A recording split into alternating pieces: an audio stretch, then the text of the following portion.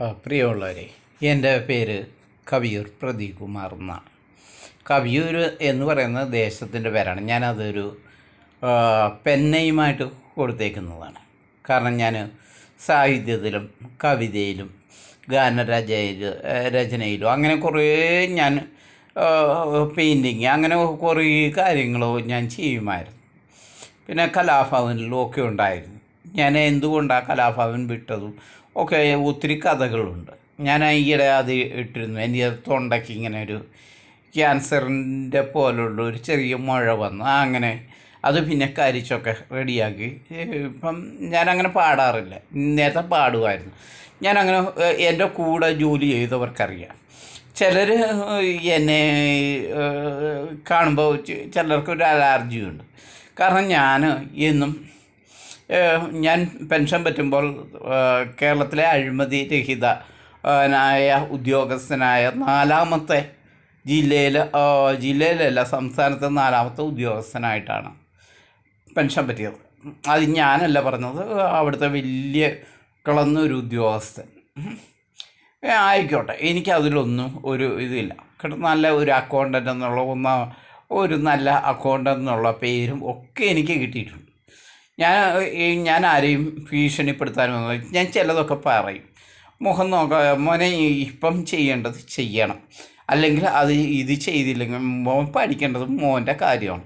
ഞാനല്ല ഇനിയും പഠിച്ച് നിന്നെ ശരിയാക്കി നേരെയാക്കാനെന്ന് ഞാൻ ഉള്ളത് മുഖം തുറന്ന് പറയും. എന്നെ അങ്ങനെ ആയിരുന്നു എൻ്റെ മുൻഗാമികളായ ചില ഗുരുക്കന്മാർ.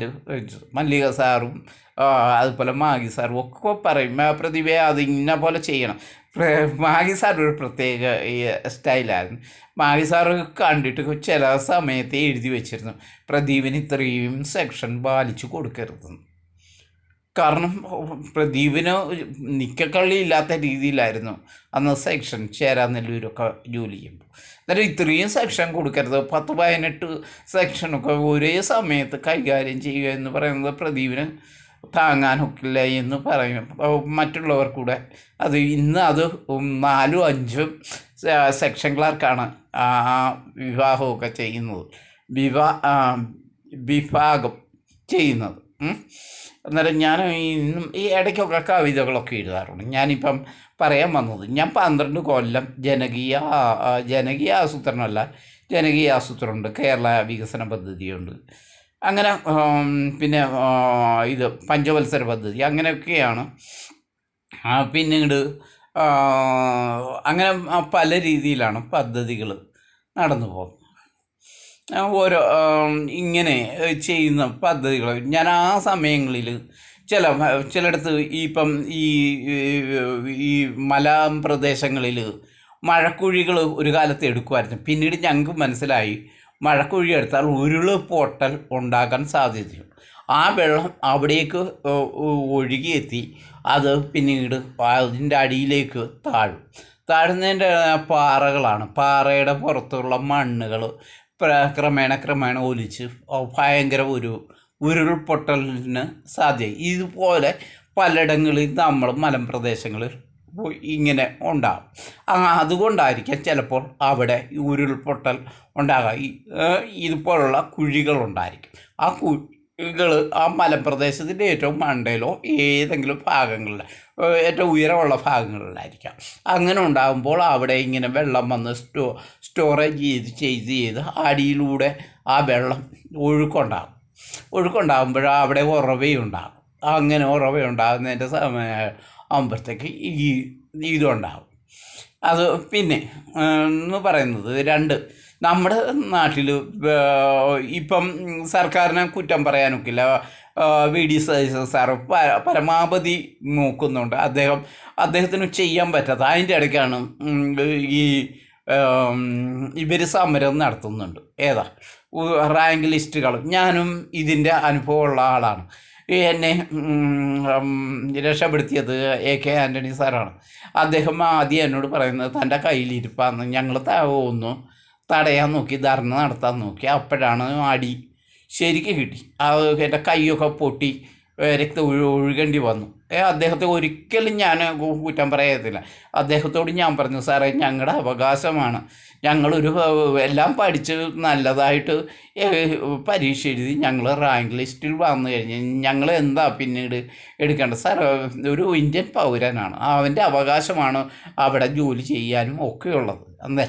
അദ്ദേഹം ഒന്ന് ചിരിച്ചിട്ട് പറഞ്ഞാൽ അതൊക്കെ അവിടെ ഇരിക്കട്ടെ, നമുക്ക് പെട്ടെന്ന് നിരോധനം നടത്താനുള്ള ഞാൻ ചെയ്യാവുന്ന പ്രതിവേദ നിങ്ങളാണോ, നിങ്ങളുടെ ഇത് നമ്പർ എത്രയാണെന്ന് ചോദിച്ചു, റാങ്ക് ലിസ്റ്റിൽ നമ്പർ. ഞാൻ പറഞ്ഞു ഇത്രയാണെന്ന് പറഞ്ഞപ്പോൾ അദ്ദേഹം പറഞ്ഞു അടുത്തത് ഞാനാണ് സാറേ. അന്നേരം പറഞ്ഞു എന്നാൽ നിങ്ങൾക്കായിരിക്കും ഫസ്റ്റ് കിട്ടുന്നത്.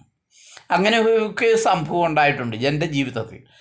പിന്നെ ആ സമയത്ത് പ്രശ്നങ്ങളുണ്ടായപ്പോഴും ഞാൻ പല കാര്യങ്ങളിലും ഇടപെട്ട് അതൊക്കെ പിൻവലിപ്പിക്കാനുണ്ട്. കോടതിയിൽ ഒരാൾ ഒരു ജഡ്ജിയെ കെട്ടിപ്പിടിക്കാൻ ചെന്നു. ആ സ്നേഹം കൂടി, കള്ളു കുടിച്ച് സ്നേഹം കൂടിയപ്പോഴത്തേക്ക് ചെയ്തിരുന്നു. അപ്പോഴും ഞാൻ പറഞ്ഞു സാറേ അയാളെ വെറുതെ വിടാം തൽക്കാലത്തേക്ക്.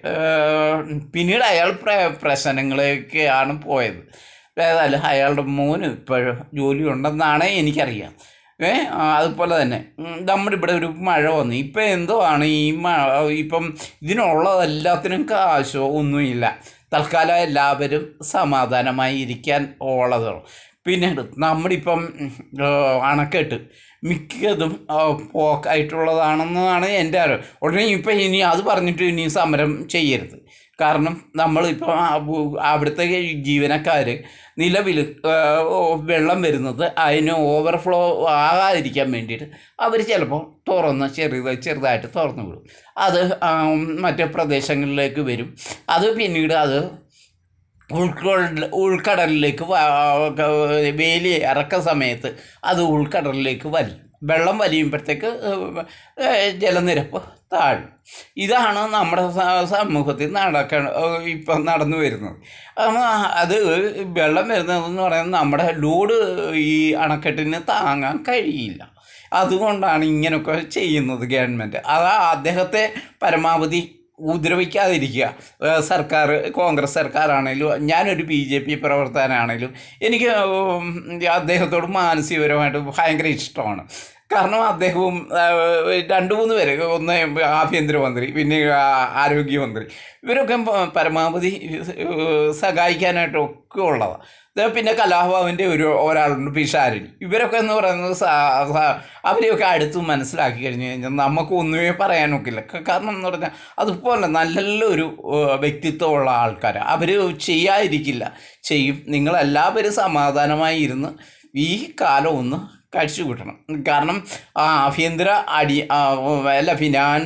ഫിനാൻഷ്യൽ അടിയന്തരാവസ്ഥ പ്രഖ്യാപിക്കേണ്ടതാണ്. എന്നിട്ട് പോലും അദ്ദേഹം ചെയ്യാതെ ഇരിക്കുന്നെന്ന് പറയുന്നത് എന്തൊക്കെയോ വേറെ ഏതോ പദ്ധതികളൊക്കെ ആസൂത്രണം ചെയ്യുന്നുണ്ട്. അതുകൊണ്ടാകാം ഞാനിത് നേരത്തെ പറഞ്ഞിരുന്നു. വലിയ മറ്റ് പ്രശ്നബാധിതമല്ലാത്ത പ്രദേശങ്ങളിൽ വലിയ ഇതുപോലെ ലോഡ്ജുകളുണ്ട്.